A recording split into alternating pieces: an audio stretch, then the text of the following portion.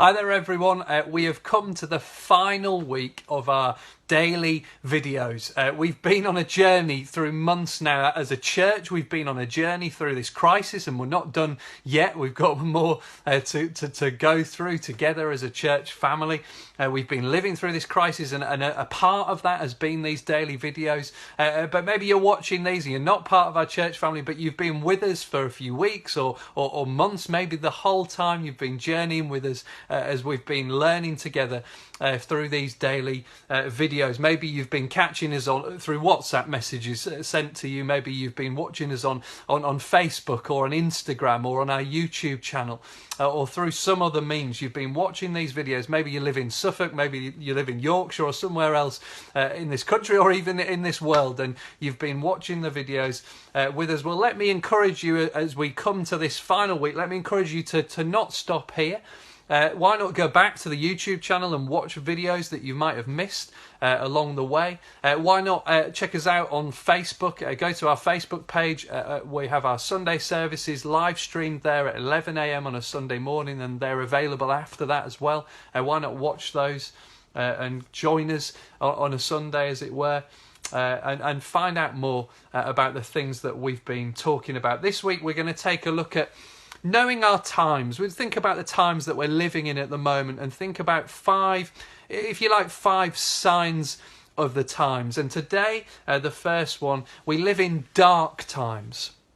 We live in dark times. 2020 has been dark in many ways. And now as we approach winter, I guess many people will be feeling the nights drawing in, feeling like it's just getting dark outside. And it's dark in our culture and our world. There's been a lot of awful things that have happened. It's been a dark time, and in the midst of all of that, perhaps people are feeling some aspects of loneliness, of isolation, or concerns about that as the months draw on.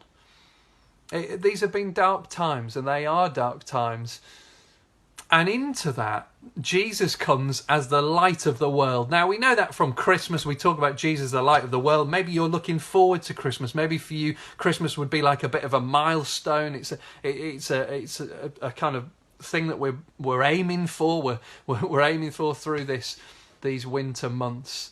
But Jesus is not just for Christmas, and Jesus is not just the light of the world in December. Jesus is the light of the world the whole time. And as the light of the world, Jesus shines into our dark world.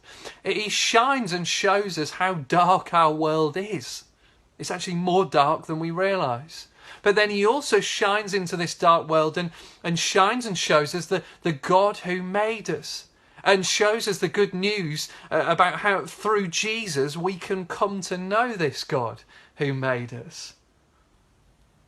The Bible tells us in John chapter 1, that famous passage, that Christmas Bible passage, it says this, John chapter 1 verse 9, the true light that gives light to everyone was coming into the world. He was in the world, and though the world was made through him, the world did not recognise him.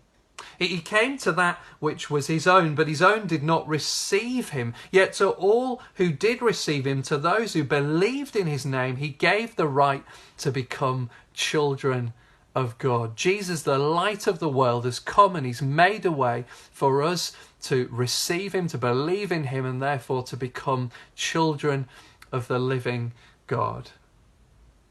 Some of you have been watching these videos for months now. And what I want to ask you is, how are you responding to this? How are you responding to this Jesus? Have you received him? Have you believed and trusted in him? Have you come to him with simple childlike faith and trust, and trusted in him for the forgiveness of your sins? These are dark times.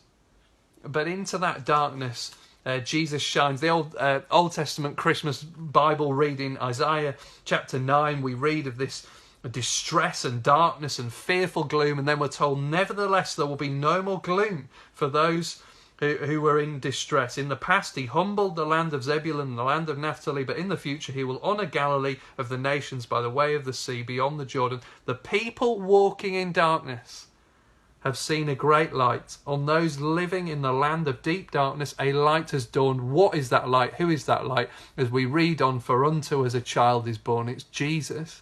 Jesus is the light, and he shines into this dark world. We live in a dark world and we live in dark times.